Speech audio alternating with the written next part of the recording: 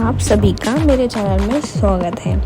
आइए आज जानते हैं गणेश जी की और कार्तिकेय जी की रेस की कहानी। हाँ, रेस। एक बार गणेश जी और कार्तिकेय जी में रेस लगी। कहानी तो शायद आपने सुनी हो, लेकिन आज जानते हैं क्या हुआ था, क्यों हुआ था। एक बार की बात है, भगवान शंकर जी और माता पार्वती जी ने अपने दोनों पुत्रों कार्तिकेय तथा गणेश जी को सांसारिक ज्ञान प्राप्त करने के लिए पृथ्वी का एक चक्कर लगाने को कहा। उन्होंने दोनों से कहा कि जो पहले आएगा वही दौड़ जीत जाएगा। यह सुनकर कार्तिकेय अपनी सुंदर सवारी मोर पर पृथ्वी का चक्कर लगाने निकल पड़े। इधर गणेश जी ने अपने दोनों हाथ जोड़े और भगवान शंकर एवं माता पार्वती के गिर्द चक्कर लगाना शुरू कर दिया। कार्तिकेय लौटे तो गणेश जी आराम से बैठे थे। जब उन्होंने गणेश जी से कारण पूछा तो उन्होंने बताया कि उनका संसार तो उनके माता पिता ही हैं, इसलिए उन्हें ज्ञान प्राप्ति के लिए पृथ्वी का चक्कर लगाने की आवश्यकता नहीं है। पुराणों के अनुसार इस घटना के बाद ही हिंदू धर्म में परिक्रमा करने की रीति का आरंभ हुआ। तब से लेकर आज तक मंदिरों में परिक्रमा करने का रिवाज है।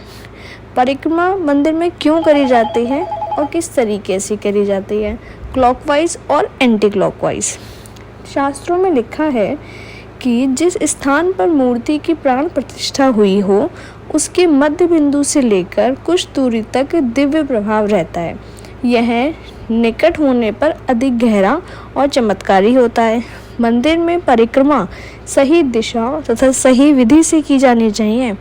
परिक्रमा जब शुरू करें तो दाईं ओर भगवान या देवी देवता की मूर्ति रहनी चाहिए। जैसे घड़ी में सुई घूमती है, उसी तरह से परिक्रमा के दौरान साधक को भी घूमना चाहिए। जिस भगवान या देवी देवता की परिक्रमा कर रहे हैं उनके मंत्र का जाप करते रहना चाहिए। पूरे विधि विधान से की गई परिक्रमा से मनुष्य को ईश्वर से दूर होने का आभास नहीं होता और उसमें यह भावना बनी रहती है कि प्रभु उसके आसपास ही हैं। अच्छा, परिक्रमा धीरे धीरे करनी चाहिए या तेज तेज, इसकी भी एक मान्यता है। परिक्रमा धीरे धीरे करनी चाहिए। ऐसा करने से हमारा ध्यान ईश्वर या देवी देवता पर सतत केंद्रित रहता है, यानी कि कॉन्स्टेंटली रहता है, जिससे हमें मन की अपार शांति प्राप्त होती है। वैसे तो सभी भगवान और देवी देवताओं की एक ही परिक्रमा की जाती है, किंतु शास्त्रों के अनुसार अलग अलग भगवान और देवी देवताओं के लिए परिक्रमा की संख्या भी अलग अलग की गई है। देवियों की एक परिक्रमा ही की जाती है। शिव जी की परिक्रमा में मन में उठने वाले बुरे विचारों पर अंकुश लगता है। इसी तरह गणेश जी तथा हनुमान जी की 3 परिक्रमा हमारी सोची हर बात को पूरा करती है। परिक्रमा करते समय गणेश जी तथा हनुमान जी का विराट स्वरूप हमें हिम्मत देता है। भगवान विष्णु तथा उनके सभी अवतारों की 4 परिक्रमा से हमारे संकल्प ऊर्जावान बनकर हमारी सकारात्मक सोच में वृद्धि करते हैं। इसी तरह सूर्य मंदिर की 7 परिक्रमा से मन पवित्र होता है और हमें अच्छे विचार आते हैं। भगवान की ही अग्नि नहीं और पेड़ों की भी की जानी चाहिए परिक्रमा। हिंदू मान्यताओं के अनुसार केवल भगवान की ही नहीं बल्कि कई अन्य वस्तुओं की परिक्रमा की जाती है। इसमें अग्नि, पेड़ और पौधे प्रमुख हैं। सबसे पवित्र माने जाने वाले तुलसी के पौधे की परिक्रमा करना हिंदू धर्म में आम बात है। पीपल के पेड़ से 33 करोड़ देवी देवताओं का वास माना जाता है।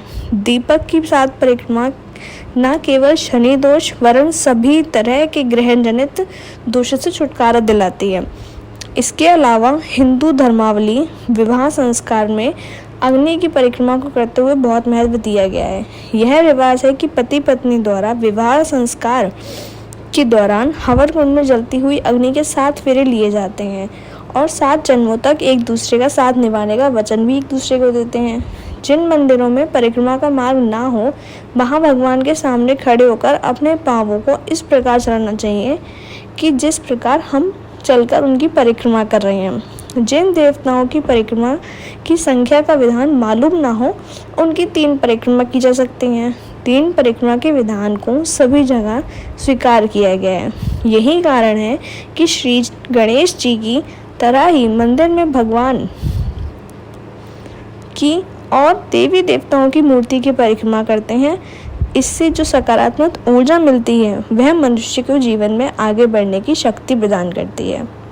यह थी आज की कहानी कि गणेश जी और कार्तिकेय जी ने अपने ही माता पिता की और कार्तिकेय जी ने दुनिया की परिक्रमा क्यों लगाई।